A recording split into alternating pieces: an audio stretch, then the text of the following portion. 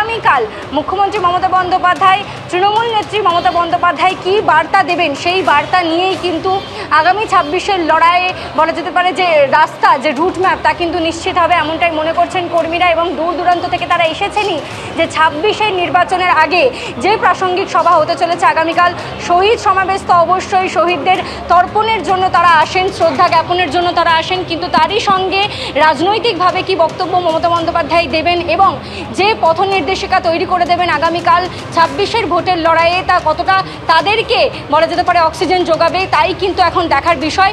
এবং যে কর্মী সমর্থকেরা তারা এসেছেন, তারা কিন্তু এই বিষয়টাই বলছেন যে আমরা সেই অক্সিজেন নিয়েই পৌঁছে যাব গ্রামাঞ্চলে, শহরে এবং বিভিন্ন জায়গায়, এবং সেখানে গিয়ে ছড়িয়ে দেব 26-এর মন্ত্র কালকে নিশ্চিত হবে। এবং মুখ্যমন্ত্রী মমতা বন্দ্যোপাধ্যায়ের কাছে সেই বক্তব্য শুনতেই কিন্তু তারা দূর দূরান্ত থেকে এসে উপস্থিত হয়েছেন।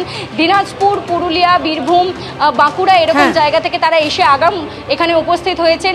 আজকে রাতে এখানে তারা থাকবেন এবং তারপরে আগামীকাল এখান থেকেই মিছিল করে কিন্তু তারা যে মূল সমাবেশ, যা ভিক্টোরিয়া হাউসের সামনে হবে, সেখানে গিয়ে পৌঁছে যাবে। একদম, তুমি আমাদের সঙ্গে থাকো। অন্যদিকে আপনারা দেখতে পাচ্ছেন সমাবেশ স্থলে ধর্মতলা ভিক্টোরিয়া হাউসের সামনে অনুব্রত মণ্ডলকে দেখা যাচ্ছে এবং তিনি সমাবেশ স্থলে হাঁটছেন এবং কিছু তৃণমূল নেতাকর্মীদের কিছু নির্দেশও দেন।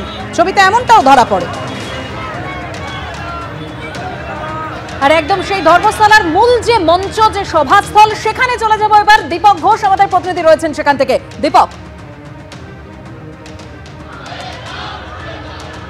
দেখো, মঞ্চের প্রস্তুতি পর্ব, অর্থাৎ আগামীকাল দুপুর 12টায় যে শহীদ দিবস অনুষ্ঠান, তার জন্য যাবতীয় প্রস্তুতি পর্ব সারা বলতে পারো। এবং প্রস্তুতি পর্ব খতিয়ে দেখতে কিছুক্ষণের মধ্যেই উপস্থিত হবেন এখানে মুখ্যমন্ত্রী মমতা বন্দ্যোপাধ্যায়। আরেকটা তাৎপর্যপূর্ণ বিষয় দেখিয়ে দিচ্ছি, সেটা হচ্ছে যে এই যে বিশাল মঞ্চ তৈরি হয়েছে, মঞ্চে একমাত্র মমতা বন্দ্যোপাধ্যায়ের ছবি।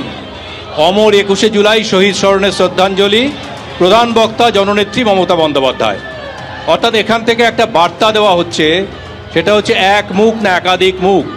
এ নিয়ে অতীতে নানা অনুষ্ঠান ঘিরে বিতর্ক সামনে এসছে, সমস্ত বিতর্কের অবসান করে দিয়ে এখানে একমাত্র মমতা বন্দ্যোপাধ্যায়ের ছবি দিয়ে পরিষ্কার করে দেওয়া হলো তৃণমূল কংগ্রেসের একটাই মুখ, মমতা বন্দ্যোপাধ্যায়।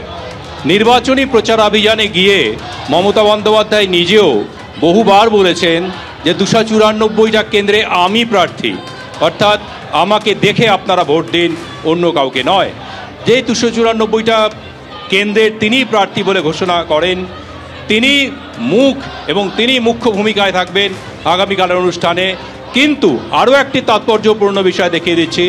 এই যে সামনে আমরা দেখতে পাচ্ছি হলুদ টি শার্ট পরে বহু মানুষ সমাবেত হয়েছেন এখানে। এরা আনুষ্ঠানিক নাম হচ্ছে এদের তৃণমূল কংগ্রেসের ফেসবুক কমিউনিটি, তাদের ফ্যাম তারা বলছেন। এবং এখানে যে পতাকা ওড়ানো হচ্ছে, সেই পতাকায় লেখা আছে অধিনায়ক অভিষেক বন্দ্যোপাধ্যায়। অর্থাৎ অভিষেক বন্দ্যোপাধ্যায়ের যারা অনুগামী, তারা কিন্তু এখানে ভিড় জমিয়েছেন এই নির্দিষ্ট টি শার্ট পরে। বহু সংখ্যক অনুগামী এসে তারা স্লোগান দিচ্ছেন, তাদের উৎসাহ উদ্দীপনা চোখে পড়ার মতো।